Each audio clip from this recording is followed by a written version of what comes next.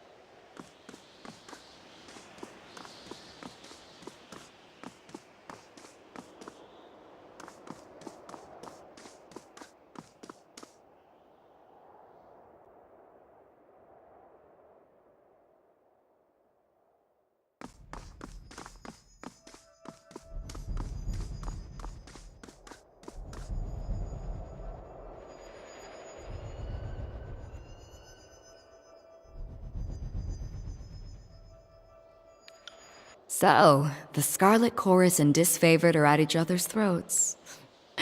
Can't say I didn't see that coming, but the Archons might have waited until one war was over before they started another. Funny sentiment, considering you're in the center of it. Not that I'm judging. I'll say this much, our time together is anything but dull. My blades are yours for as long as you'll have me. What do you need?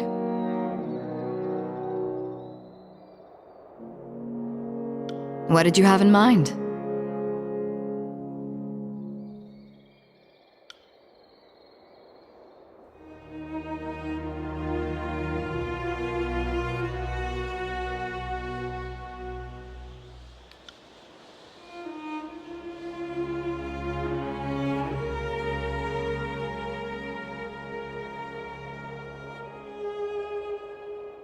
Well, if you're baiting me for a compliment, you're talking to the wrong girl.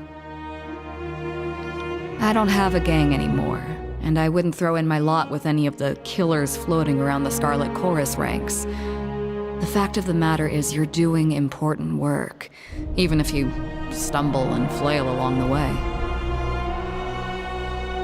If that puts me at odds with my Scarlet Chorus ties, so be it. I'm not such a camp follower that I don't look after my interests first. And I find you interesting. You've satisfied your curiosity, so let me satisfy mine. Why are you keeping a little scrap of a thing like me around?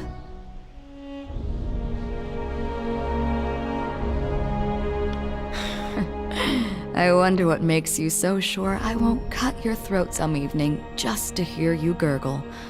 It's taking a risk when you travel with someone like me. I suppose time will tell.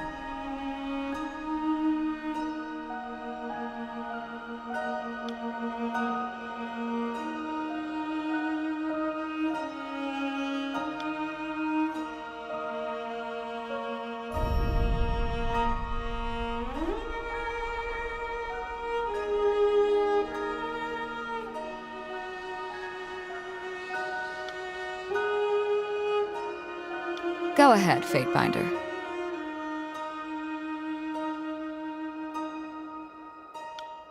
You've just got to know, don't you? I suppose there's no point in hiding it. Barik and I are siblings.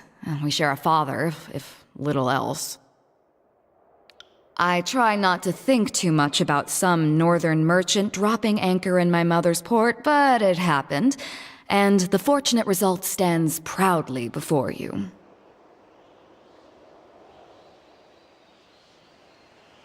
There were a lot of lazy days during the conquest, and among other things, I spent my off hours using messenger birds as target practice. You should have seen Ash's anger when he heard that was going on. One day, I snagged a bird that flew from the hands of a proud northern daddy. The missive was about the goings-on at the family farm. I recognized the name and handwriting from a note in my mother's belongings. There weren't too many people named Barik in the army, so tracking him down was no challenge. I cornered him in camp, and we shared a few heated words. Some blackmail, even. She tried to extort rings from me, and I was having none of it. Not even Graven Ash would think less of me for our father's indiscretion. I like your confidence, but my ring belt is feeling a little light these days. Maybe you want to take me up on that offer, or I can start whispering in disfavored ears. Think about it. I've tried to get along with that ironclad knot of repression, but it would seem he's having none of it. Good riddance, then. The war's tossed us together, but nothing says we have to keep that going. The most we do for each other is try not to get the other one killed, which is more than you can say for most disfavored in Scarlet Chorus.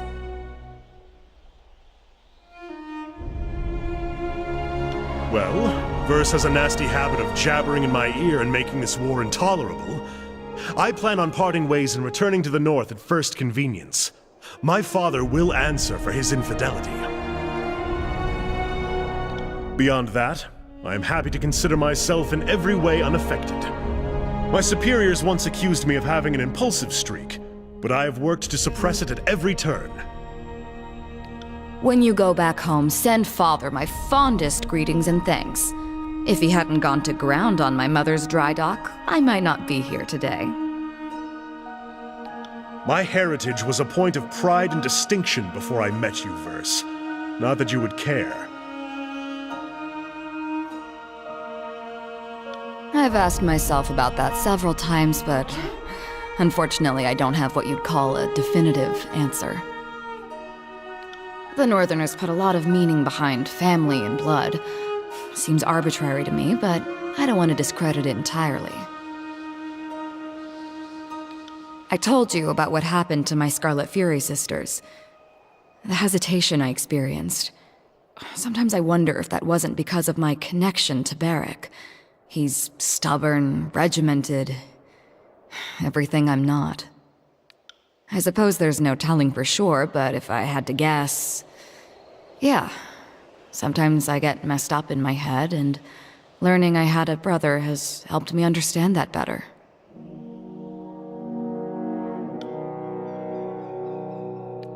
What do you need?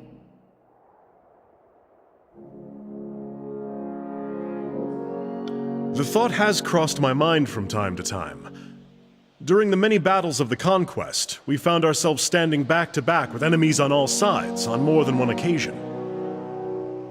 The big guy here is as useless as an empty scabbard without his phalanx to keep him alive, but I move fast enough to compensate for it. And it's nice having a living wall of rusted iron I can use for cover. If you want to attach some arcane meaning to the whole thing, be my guest. I couldn't tell you for sure. I doubt that a capable tactician could explain why certain soldiers learn to rely on each other. In the disfavored ranks, the Oathbound seem to know more about synchronizing their efforts, and the same could be argued for the Scarlet Furies. I don't know how they pair up their units, but it isn't by virtue of blood. I would suggest that our fighting styles complement each other, but they do not. I would suggest that we get along, but we do not. We don't even finish each other's sentences. Okay, that was strange. Did you hear that? The next time I catch a whiff of Barik's meaning, I'm keeping my mouth shut. Absolutely not. Our fighting styles are incompatible, and any disfavored lieutenant will tell you not to join at the hip soldiers who can't stomach each other. I'm inclined to agree. If you want to pair up fighters, there has to be some great passion or magnetism between them. We don't have it.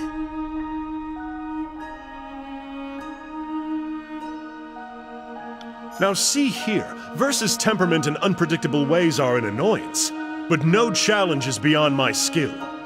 Verse, we should take some time to face off in the sparring fields. It might even improve our disposition towards one another. I'd rather watch you devour your armor one shaved-off spoonful at a time. But since that isn't going to happen anytime soon, I suppose I'll make an effort.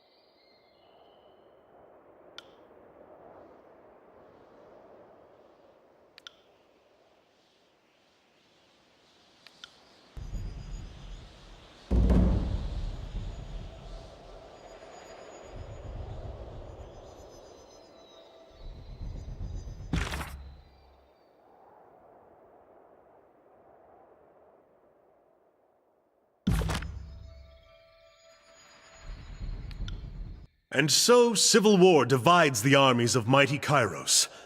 The reckoning that comes of this failure will be great indeed. We find ourselves in the darkest times. Brothers and sisters who fought for a similar cause now skewer each other over blighted lands in the favor of distant powers. Backing the disfavored was the only logical choice. Graven Ash is the only Archon worthy of your confidence, and you were wise to recognize as much. Naturally, I would have done the same. Whatever others might say about what happened in Vendrien's well, you acted from instinct. I can't help but respect that. What can I do for you?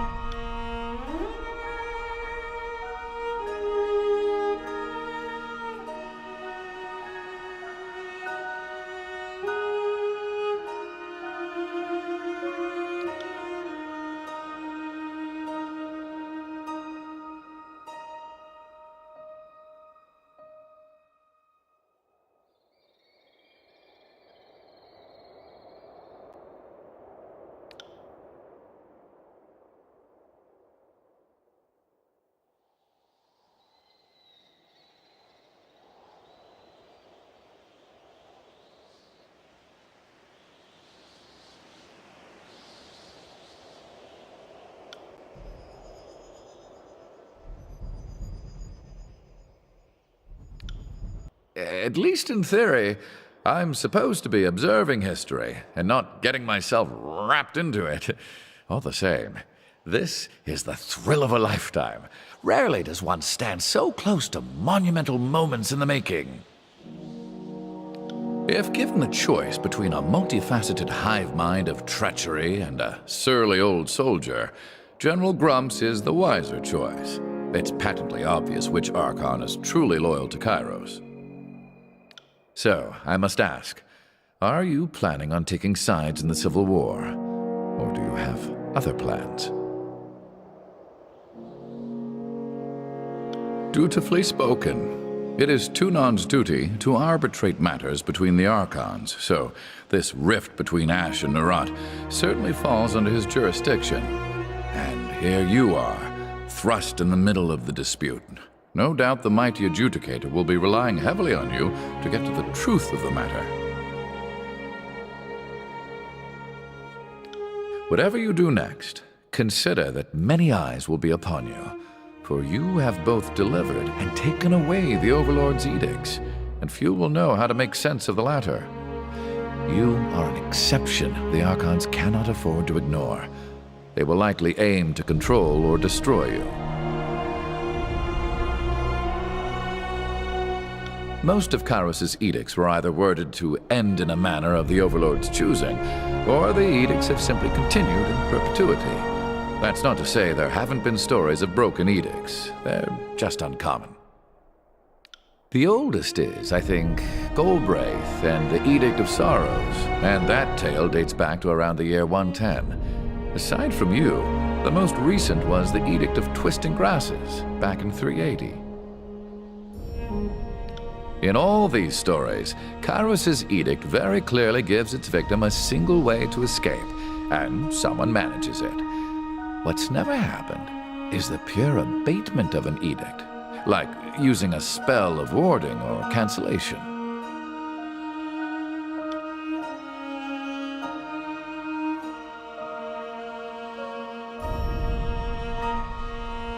Of course, how can I help? The Spires predate us all. As far as I know, we're the only ones who've been up here since... ever? I think this might be a first. Perhaps the real Trailblazer had trouble getting down and was lost to history. Of course, how can I help? Are you asking for an objective assessment? Or is this your way of saying you want to gossip? He is a proper Northman, with duty in his blood, which makes me suspect his loyalty to Ash is stronger than his loyalty to you. So long as your interests remain aligned to Graven Ash, this shouldn't be an issue. I must admit, I am completely fascinated by his predicament. Ever tried diagramming the articulations of his armor? Don't. It'll only lead to madness and ruination. I know little of swordplay, and couldn't work a curve and arrow to save my life. I can't really comment on the lady. Lady? You're just afraid to talk in front of me, clear as day. Your sweat is easier to read than your ink scribbles. No, not at all. I just don't know how to comment on a warrior's worth, that's all. Spare me your blather.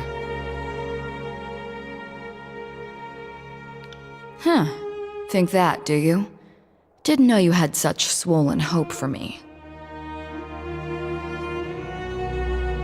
Just calling it as I see it, and I see he's holding back. Nothing serious, just a bit insulting. A most fascinating specimen. I think she has great potential. A dangerous amount of potential, to be blunt. The Scarlet Furies are the fighting elite of the Scarlet Chorus, and that means floating to the top of a sea of blood and chum. We should consider ourselves lucky to have her on our side, with her weapons usually pointed away from us.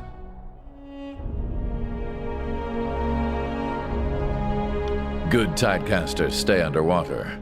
Kairos did the Tears a favor by erasing those moon howlers from history. A shame one of them escaped justice. I like that I make you this agitated. Considering all the things that don't seem to bother you in the slightest. I'm not gonna lie.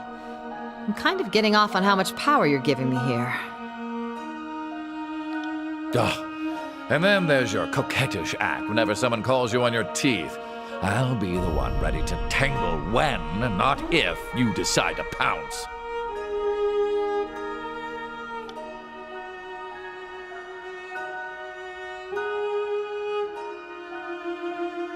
Of course. How can I help? All kinds of things. My mind is old, memory's a sieve. Keeping track of you, noting what I hear of the war, scribbling down reminders to myself, that sort of thing. Well, yes. If I'm worth my weight in tin as a craftsman of record, future generations will know of you. So yes, the Archon of Posterity sent me. You seem troubled by something that ought to be an honor. Oh, certainly not. But it depends on the ink I'm using. Too much cerulean and I can't sleep. But just the right amount, and I can write all night. The red ink will give you swamp bottom if you drink it, but absorbed through the skin, it'll make you taste colors and smell music. Speaking of which, I should change out my tip.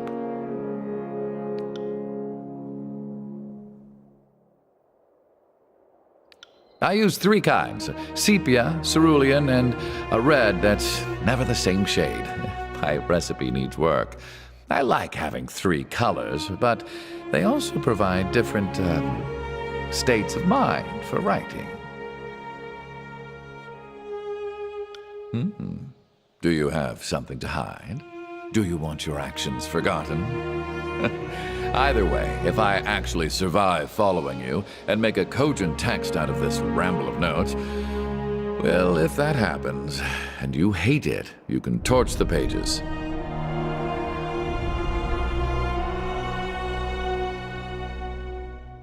On that, we agree. Don't worry, history needn't know the exact body count of your saga. I can't in good conscience poison you.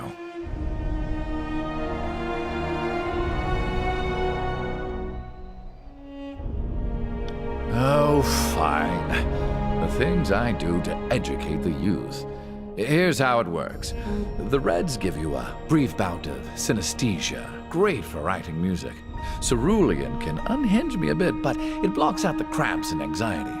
My sepia ink is perfect for quiet contemplation. Also insomnia.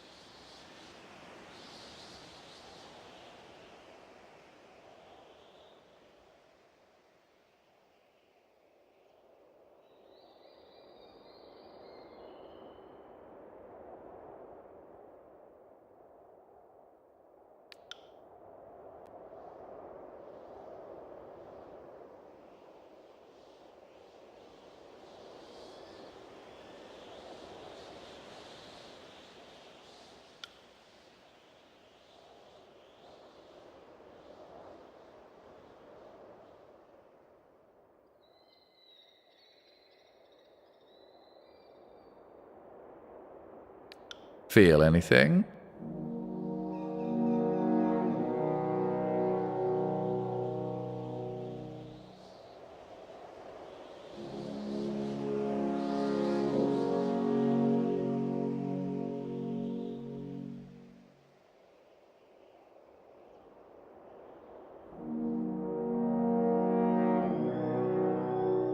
On second thought, I shouldn't be poisoning your young mind.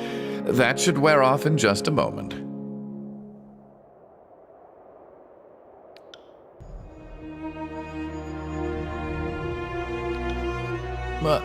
One moment, my friend. Just let me finish this thought.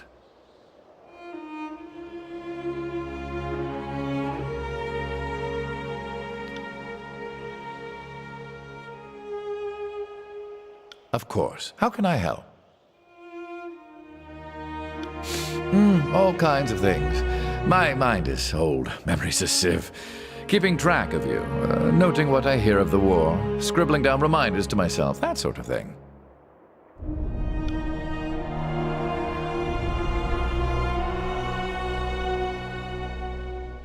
Made from only the finest cuttlefish.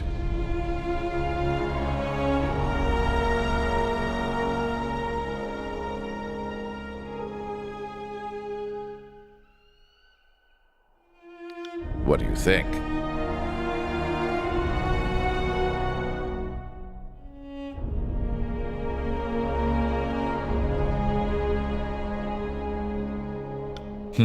I'd say it's working. Sit and enjoy that for a bit. It'll wear off soon.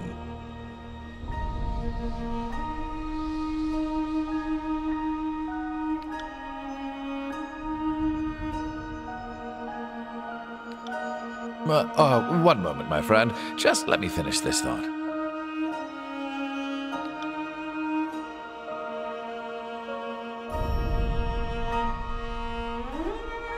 Of course. How can I help?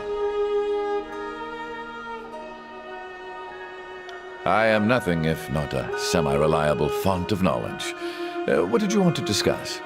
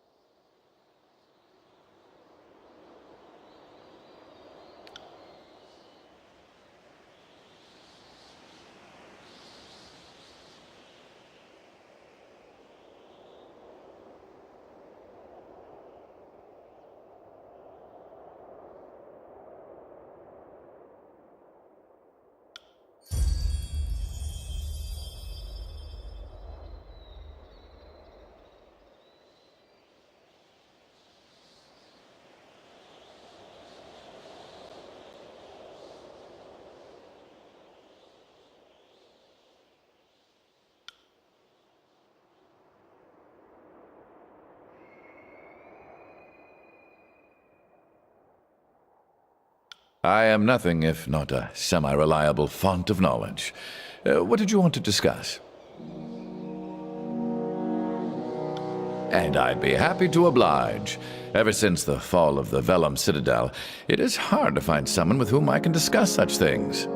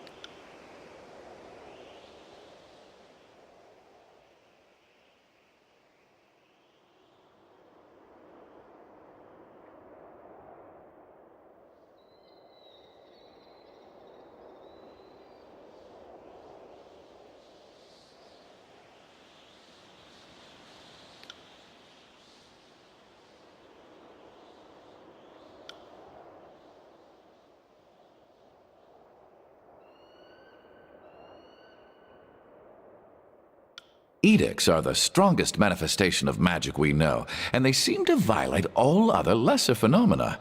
No dispel cantrip has ever dented or abated an edict. Even archons with powers of great durability cannot shrug off their effects. Just look at Cairn. Now, what I find curious, edicts can flex a little. Or so my studies suggest this is the case. Take the Edict of Storms.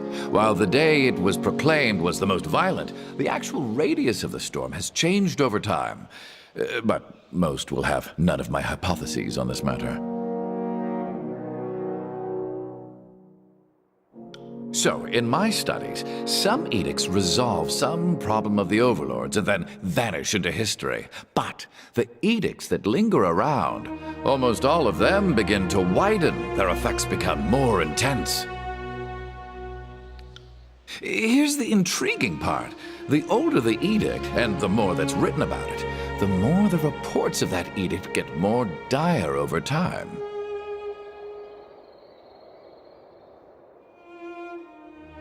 Never. The only time history knows of edicts ending is when someone answers the commandments put forth in the original proclamation. I contend that edicts are powered by fear. Fear of Kairos helps fuel the casting, and fear of the edict feeds the magic, sustaining it, and, if enough people fear it, even growing it a bit.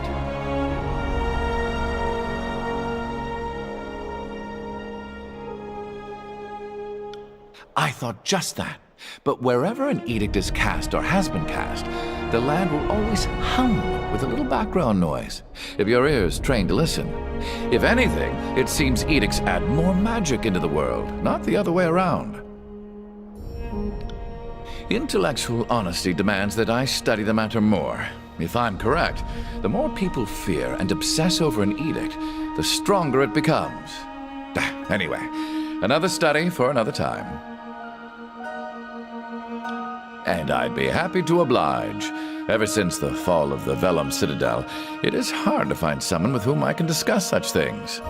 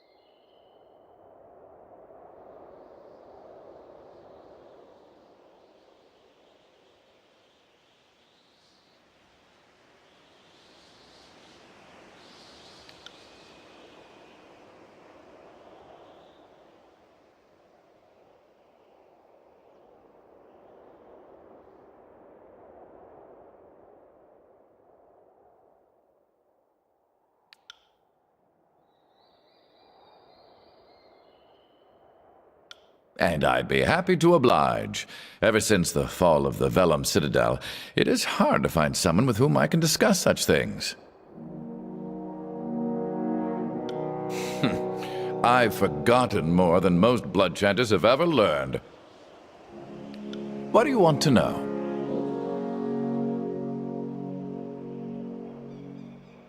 I think you know all I can teach you.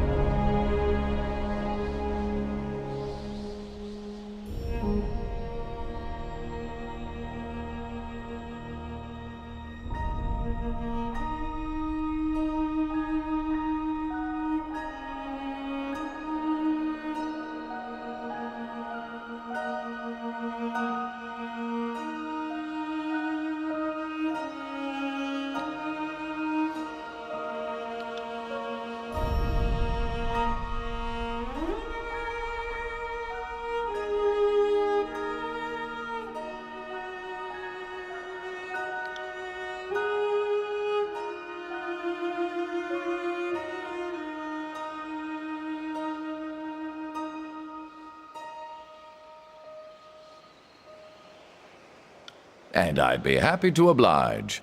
Ever since the fall of the Vellum Citadel, it is hard to find someone with whom I can discuss such things. Familiar is a relative term. I think I know more than most, but it's a subject of mystery, even to the scholars. Though, I must admit, in addition to my reading, I've ventured into the old walls on occasion, and soiled many undergarments in the process.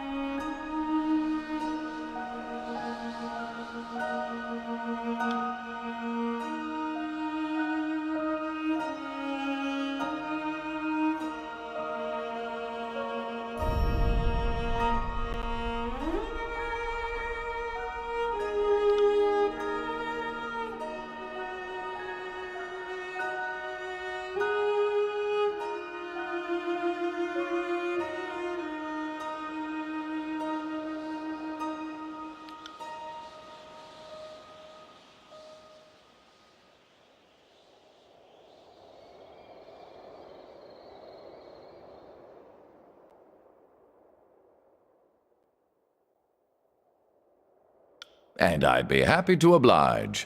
Ever since the fall of the Vellum Citadel, it is hard to find someone with whom I can discuss such things.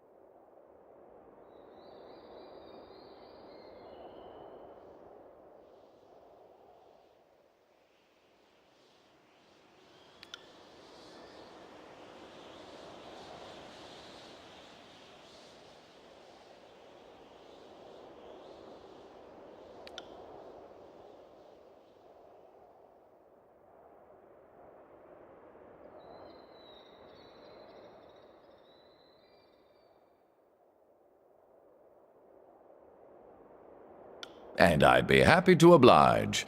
Ever since the fall of the Vellum Citadel, it is hard to find someone with whom I can discuss such things.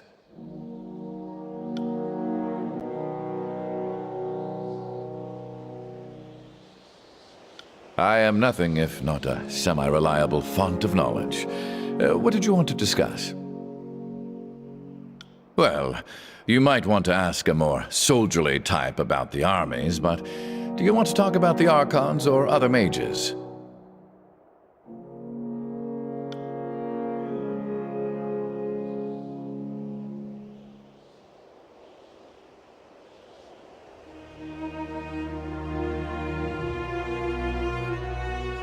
Ash has served with Kairos for a mere century, but he has been a reliable general and level-headed warlord.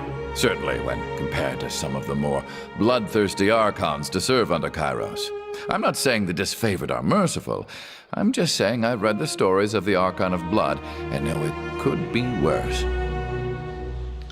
I know Graven Ash can defend his soldiers from far away. Ash's Aegis is the term us Arcanophiles have taken to calling it.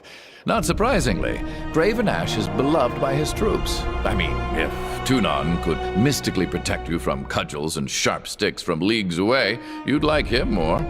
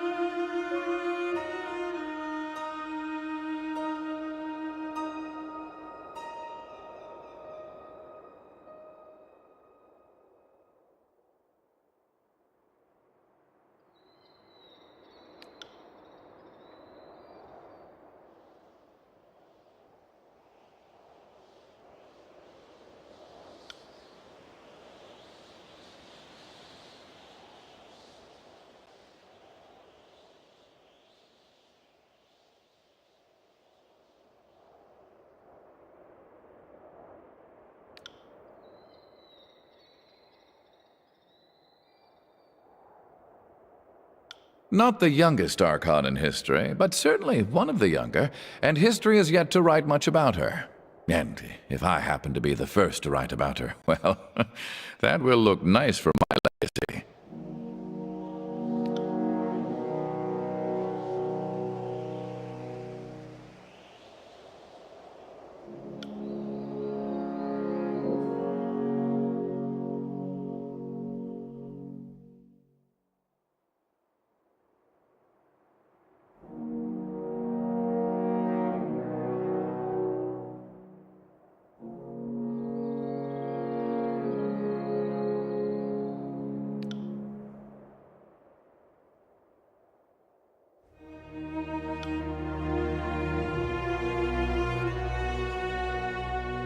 I am nothing if not a semi-reliable font of knowledge. What did you want to discuss? You mean what's left of them? What would you like to know? The sages are archivists, academicians, and arcanists. Our mission is to preserve the knowledge of today for the good of tomorrow. Though we are known for our magic, few realize that most sages concern themselves with scribal work. Only a select few have the talent or focus to work the sigils. Each sage benefited from the scrolls of learning that came before him, and so each sage must repay this boon by gathering, authoring, or translating new texts to the stacks.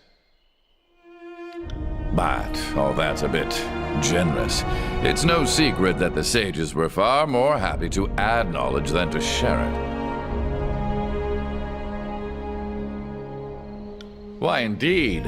As historians, it is our place to document, not direct. Let others rage and resist. Ours is the duty to record. The decision to defy Kairos was not unanimous, nor one decided upon lightly. The laws of Kairos would forbid much of the knowledge contained in the Vellum Citadel. The elder sages feared, rightly perhaps, that the Overlord would put an end to our tradition of stockpiling knowledge. The Battle of the Vellum Citadel was a battle to preserve knowledge, but our actions will be remembered as treason against the will of Kairos. The sages trace their days to a generation after 5 Wives, when the first settlers moved west. The Vellum Citadel began as a scholastic retreat, slowly blossoming into the finest library in the continent across the generations.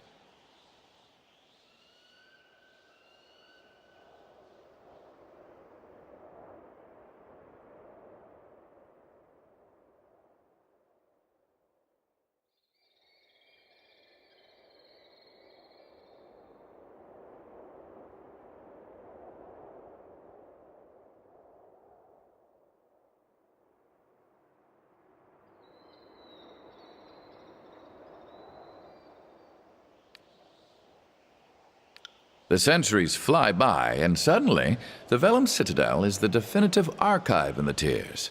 The sages branched out into carrying missives for wealthy clients, training noble children to read. The peasants may have feared us, but we remained useful enough to the kings and queens of the tiers to avoid war. When Kairos came to the tiers, that's when our hubris came back to haunt us. The elder sages, the other elder sages, not I, believed our spellcraft was enough to ward off any siege. Well, we know how that turned out. Traditionally, we use magic only so that we may observe and archive, so that means magic of concealment and protection. But, in truth, we have amassed a great wealth of knowledge. Before the Vellum Citadel fell, any given subject of magic had at least one sage practicing it. So you're admitting you had at least one agent of yours studying the magic of the Tidecasters? Well, I mean, if such information had fallen into our hands generations ago, we'd be fools not to... Not to suckle off that ill-gotten teat of knowledge? Filthy word whores of the worst degree. The Edict of Fire wasn't half of what you deserved.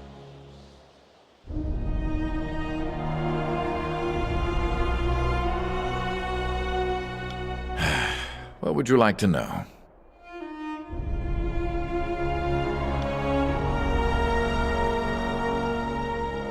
I am nothing if not a semi-reliable font of knowledge. What did you want to discuss? I know everything, except for who's been saying that. What's on your mind?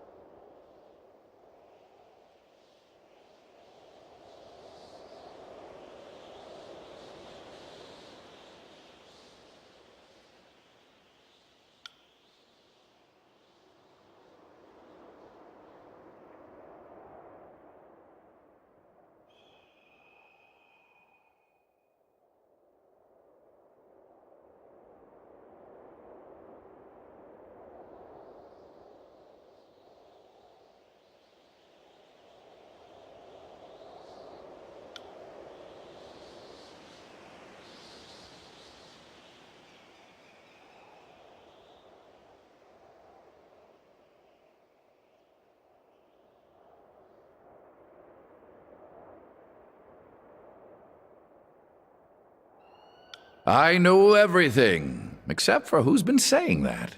What's on your mind? My knowledge is largely academic, not to be mistaken for practical. The earliest settlers made note of the Beastmen, so they were here before us, but not before the older realms. By all accounts, the tribes do not have record of a time before the Old Walls. So, the logical conclusion is that they arrived after the Old Realms, but before Five Wives. There have been thousands of tribes throughout history. Most dissolve within a Acquireman's lifespan. The stronger females branch off and make their own tribes with tougher names. Then the King of Azure rounds you up and puts you to work. The Stonestalkers are the most powerful of remaining tribes, thriving now that Azure has fallen. As for the rest, the old Talons of Frozen Cloud, the Trollhooks, the Kolakar, the Katvanas, the Jawsnap, all gone, I think. And then there's the Shadowhunters. They're all but extinct. They are true to their names, live like beasts. Clothing and artifice seem to have little value to them, whereas rutting and killing are the reason they wake in the morning. But it would be a mistake to think them stupid. Ask any tamer and they'll tell you some stories of their cunning. The beasts are wanting in patience and diplomacy, but they are a clever bunch. You'd want to ask the authority, Sage Quillborn. She lived with the Kolakar for a few span, back in 404. Some truly fascinating findings. She noted that every successful tribe has a singular female leader. It's Prima. She noted that beastmen show fluid loyalty to new matrons. They adapt well to changing leaders, but they never change the relatively simple but strict hierarchical model. Few beastmen have accepted fealty to Kairos. It would seem the notion of bowing to a person you have not seen in the flesh is insanity. This inability to bow to the Overlord will no doubt doom the species, for Kairos does not suffer such token insults. I know everything, except for who's been saying that. What's on your mind? I'm flattered you think me that wise, but Unless you are enthralled by migration observations and titillated by triangle ratios, I think I'd bore you silly. Fine, fine. If you have truly nothing better to do than talk trivia with old Lantry, so be it.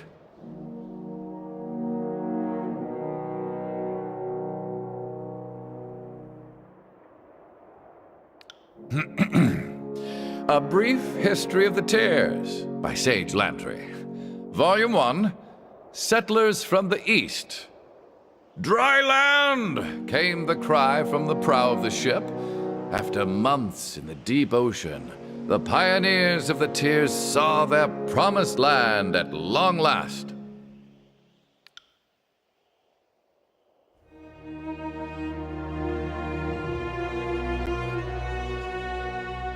Volume 3, years 90 to 94. If you thought 88 was a crazy time when everything changed, wait until 91.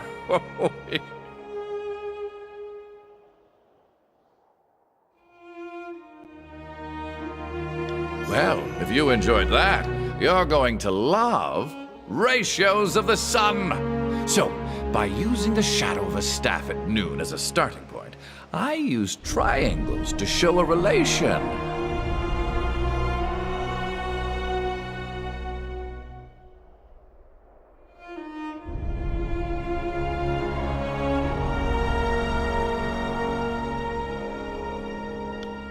I knew someone would ask that. And yes, so here's my proof. Sage Winding Script shows a relationship between all half-square triangles. I have a diagram somewhere.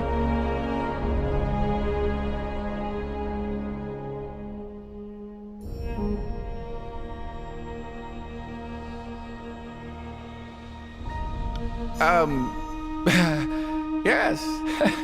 Way to steal the concluding reveal from me.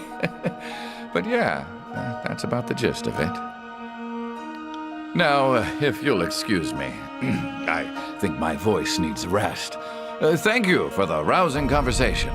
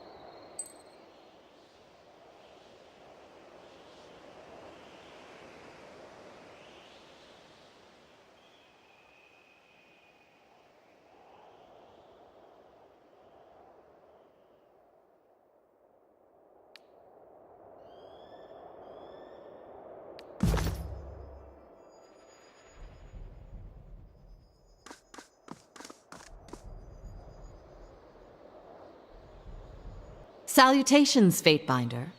Or should I now call you Lord of Vendrien's Well? The Spire King? Prince of the suggestive vertical slab. That is how I met you, so that's how it's gonna stick in my mind. So if I might ask, what is your plan now? The edict no longer looms overhead, and Kairos' conquest of the Tears seems to be slipping. What with the armies and civil war.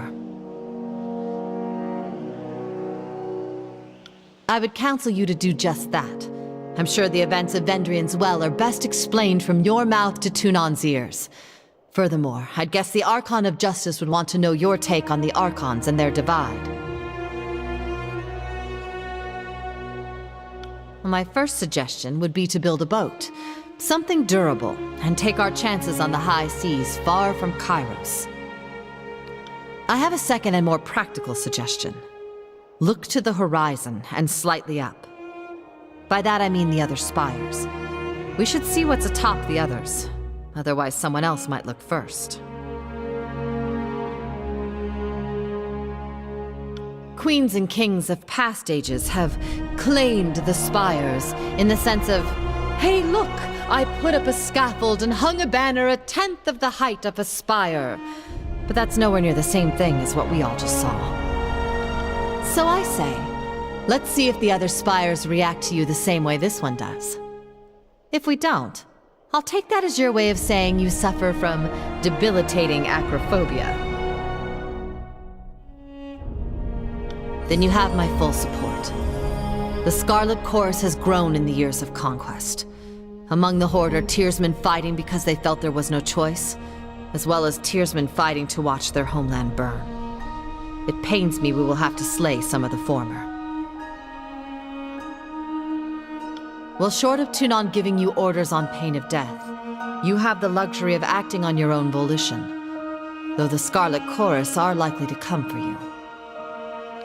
Whatever you decide, I'm at your disposal.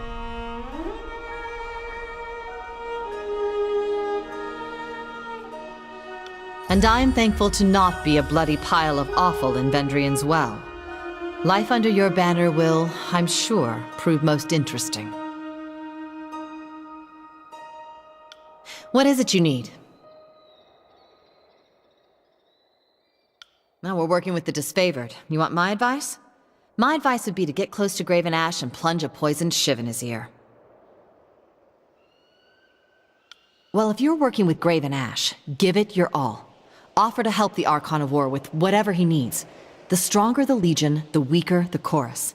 And if you get close enough to him, well, with enough trust, you could get very close to the Archon of War. I'm not saying it's a quick plan, but I think if you stay close in his confidence, the moment to strike will reveal itself in time. Ask away. You know, I normally charge for this, but for you... Now, you know that's a very personal question. The knowledge I have is a centuries-old gift from the Archon of Tides. I would sooner discard my life than the sanctity of that gift. I will speak in generalities only.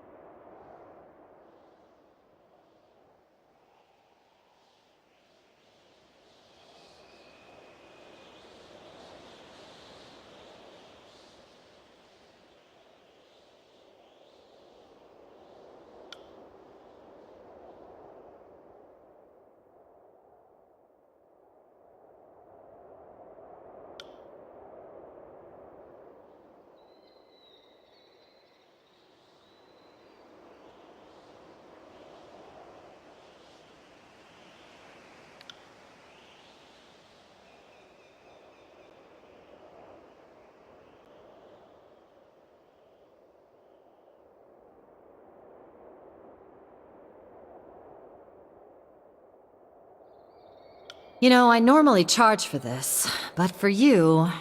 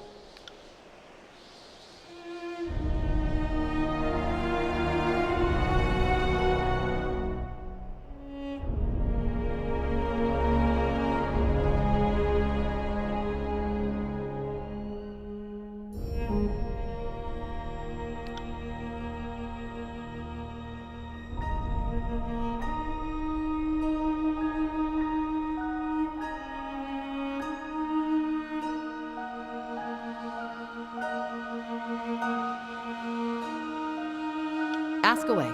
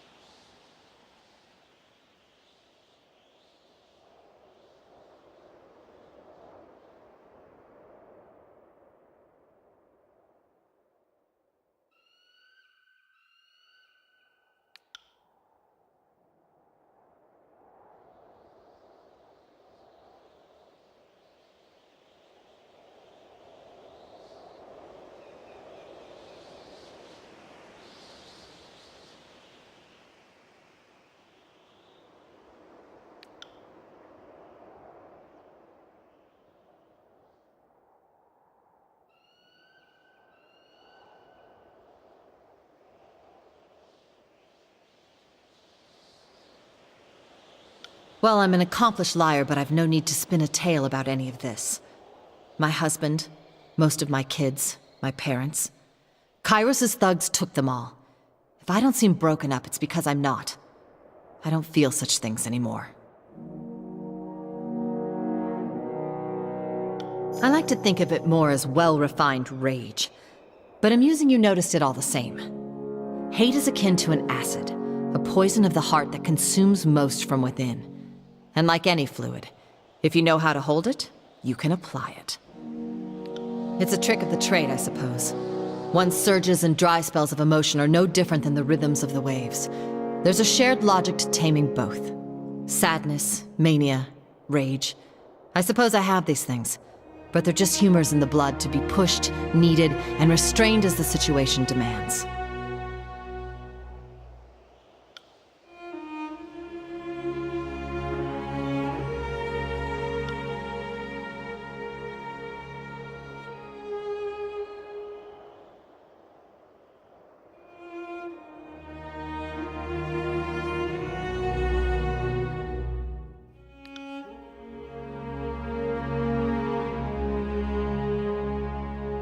Ask away.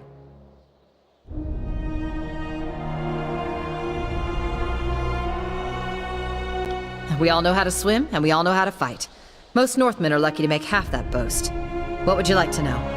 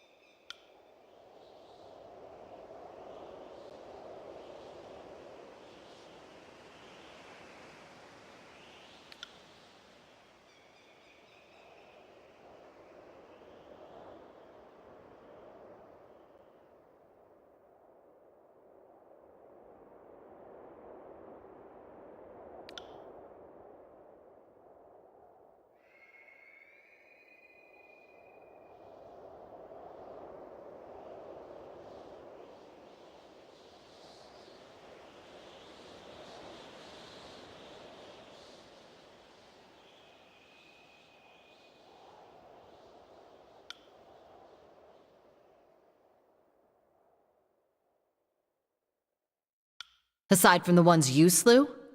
Well, the Vendrien Guard were the most staunch opponents of Kairos. With their passing, the Overlord's rule is absolute. Well, aside from the local Archons being in a state of civil war. Was there a particular group you wish to discuss?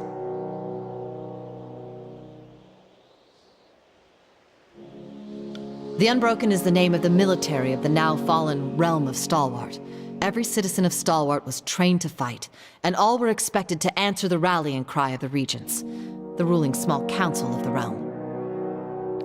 A decade ago, Stalwart was the ass end of jokes Tearsmen would tell each other. The people of Stalwart are obnoxiously proud of a long history of being invaded, but never losing. The disfavored put an end to their vaunted record of victory. The Unbroken still persist, albeit marginally so. The disfavored withdrew after the Edict of Storms began shredding the landscape. Their holdfast of Sentinel Stand Keep was never taken, and the citizen army, though scattered, could still be rallied. Kairos' war was disastrous to the human realm of Azure, but a stroke of good luck for the numerous beastmen that toiled in Azure's endless wheat fields. With the Masters all dead, the serfs have been set free. The Stonestalkers are a tribe born from these newly freed beasts. I imagine they would never bow to Kairos or the Archons. Too many generations have been enslaved. I'd wager anything they'll die before they ever bow. Beastmen understand strength and leadership, but it's always in the concrete sense. I can't pretend to know how they think, but I could never imagine them accepting an absent Prima. A distant ruler they can't see or smell seems a bit too abstract. The Bronze Brotherhood is one of the most feared and famous of the Free City mercenary companies. They serve the highest bidder, and during the war, that was Kairos. Most of the Brotherhood perished in the war, but a handful, the crew hired to work at Lethian's Crossing. They got to babysit the Forge-bound and survived the last few years with minor losses. The band is too small to be a serious threat to the disfavored or the Chorus, but they are scourge-worshipping berserks that will adopt any enemy for the right price. Maybe even Kairos. Several sages came to our aid during the Second Battle of Vendrien's Well. I at first thought they meant to kill me, but instead they put their lives on the line for us. They spoke of others in their guild braving the Edict of Fire to salvage lore from the burning library. Though I may find them untrustworthy, it must be said that the sages have a certain fearlessness toward the Overlord. Perhaps that could be kindled further. Historically speaking, an alliance with the School of Ink and Quill is just asking to have your efforts stolen and your goals undermined. Mark my words, some things never change. Well, perhaps we can shove them in front of the enemy. And the ones that volunteered at Vendrien's Well weren't all bad.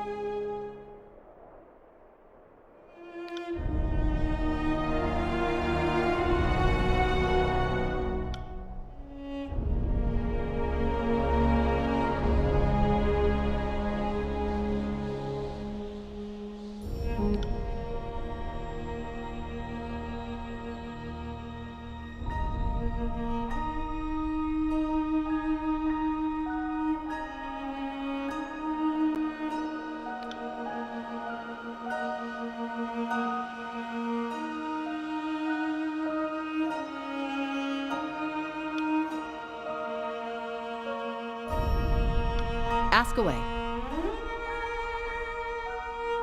Not entirely sure. Which is to say, there was a time I studied my enemy in great detail, but I've recently come to learn that much of my information was little more than lies and misdirection.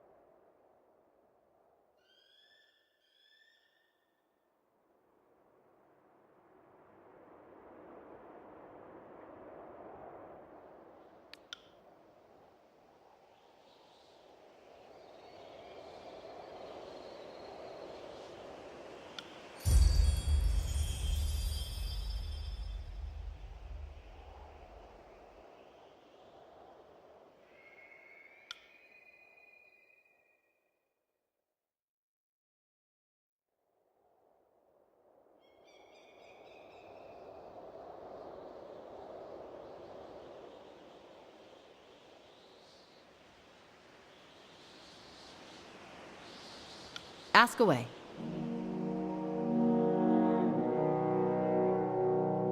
I know a great deal of the mages of the Tiers, or at least their history. Most are dead now. I know a little less about the guilds sworn to Kairos' archons, but I try to make an effort to know my opposition.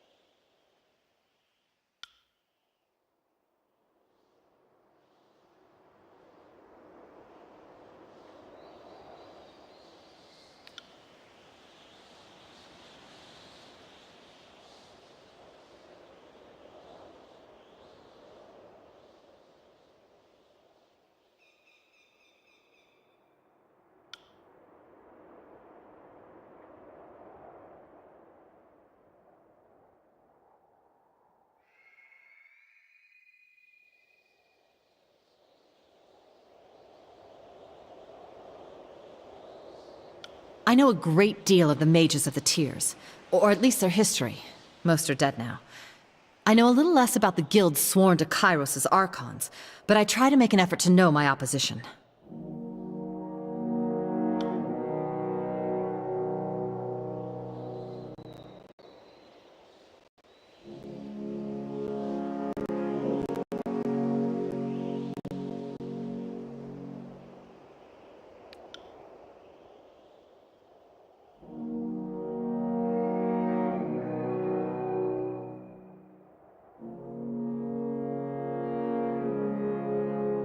Ask away.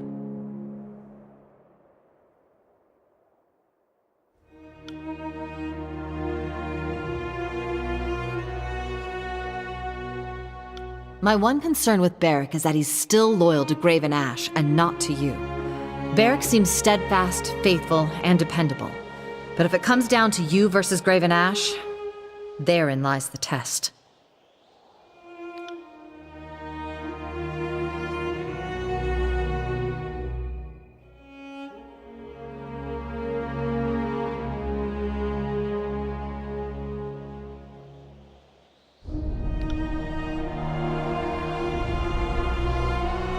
We should consider ourselves fortunate that one of the most deadly members of the Scarlet Furies considers you a suitable gang leader. That said, I think her involvement with you is entirely suspect. I would wager good money the voices of Terratus listening through her, or perhaps seeing what she sees.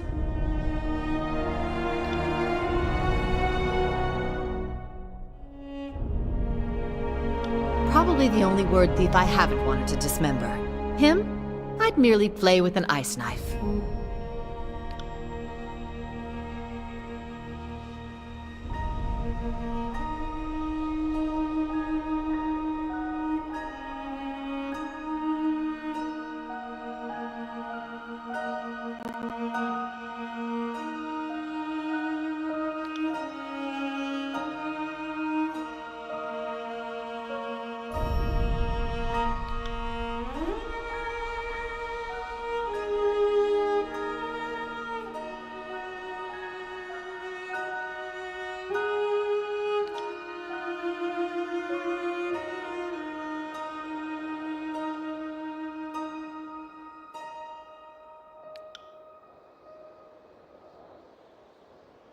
Ask away. You know, I normally charge for this, but for you... Now, you know that's a very personal question. The knowledge I have is a centuries-old gift from the Archon of Tides. I would sooner discard my life than the sanctity of that gift. I will speak in generalities only.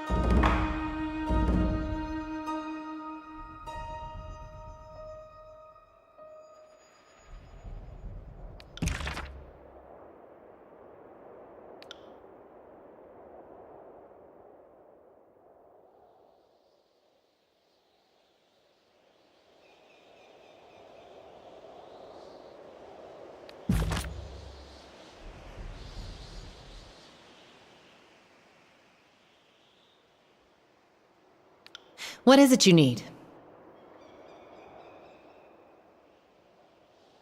Of course. It's about time to stretch the old sea legs.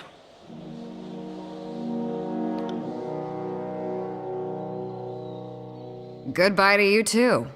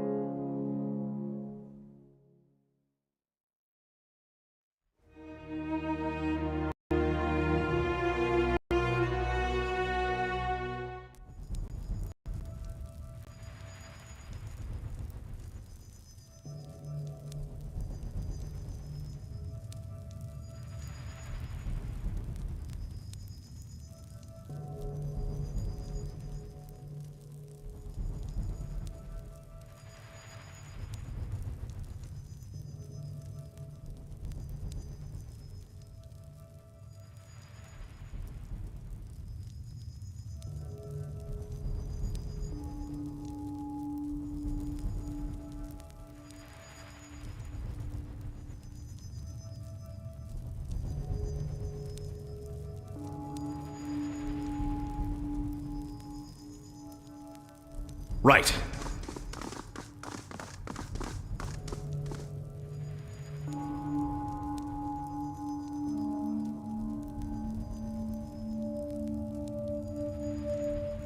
On the lookout. Interesting.